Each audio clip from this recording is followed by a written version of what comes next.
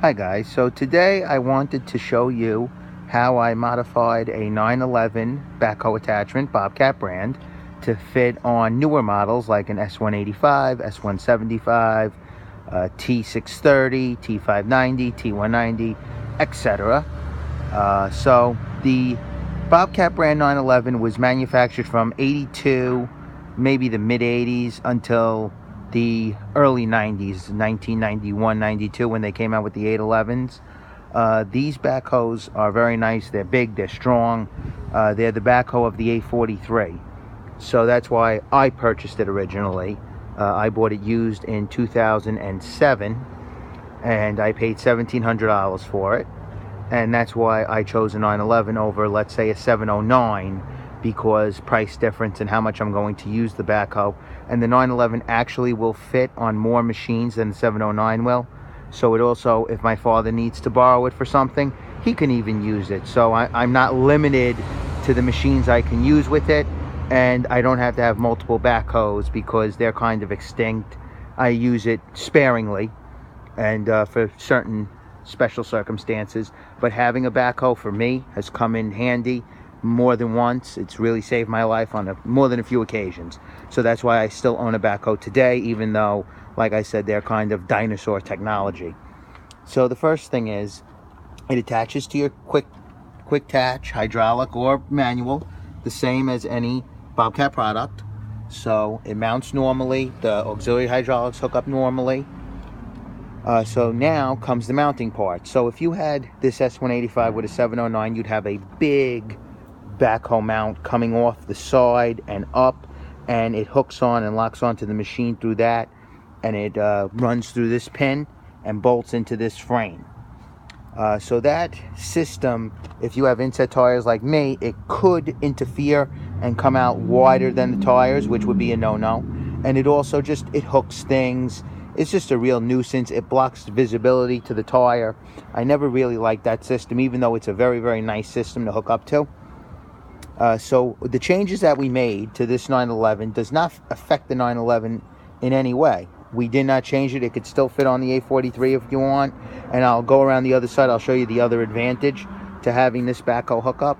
But let's stay on this side. So what we did first was we drilled a hole through this backhoe arm. And we put a nut and bolt through and through. Maybe you could see it here, as you can see.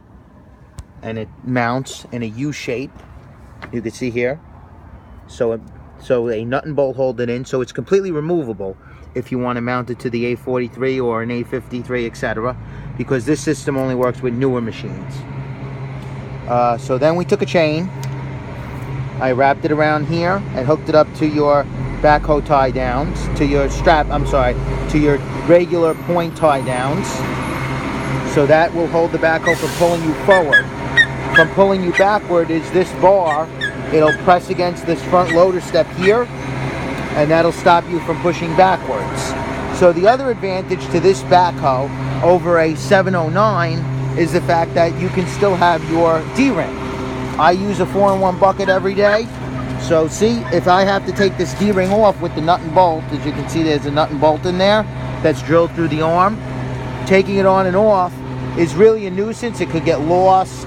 There's really no need for that big piece of steel coming down here on the 709 or the 811. It has outrigger stabilizers, so it catches the ground really good. And this backhoe is big enough and strong enough that it can attach to a machine that puts out a little more gallons per minute, like an S185. If you have a T630, a T870, I would say run it at a quarter throttle or half throttle. You don't want to blow the seals, especially on this older backhoe. So, you know, you do have to be wary of that. But as you can see, it hooks up to your quick disconnects normally. So, and it will not fit an S300 or an S250, S220, and I'll show you why. That goes for a T250, T300, T320. They're all the same body style. But the issue with the 911 is that arm coming back that goes here hits your quick couplers. So unfortunately, it does not work on this machine. But for me, this system worked out great. Like I said, I got into this backhoe for $1,700. It was barely used. you know, if you're going to get a 709, they're probably 2,500, 3,000 and up. I've seen 709 still priced at $8,000. So if you're like me, it has a 20-inch trenching bucket, if you were wondering. So as you can see, this system has worked for me for years. Very nice system. And I hope this video helps. Any questions, comments, please leave them below. Thank you, guys.